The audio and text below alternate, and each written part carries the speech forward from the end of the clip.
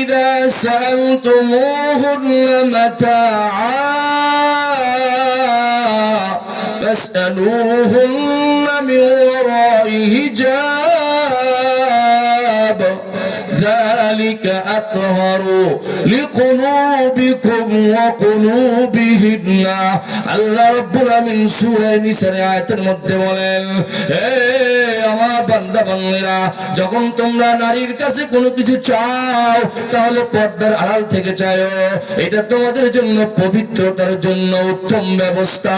এই পর্দা আল্লাহ দিয়েছে পবিত্র রক্ষা করার জন্য, নিজের চরিত্র রক্ষা করার জন্য। ঠিক ঠিক না? ঠিক ঠিক না? قال النبي صلى الله عليه وسلم المرأة إذا خرجت استشرفها الشيطان।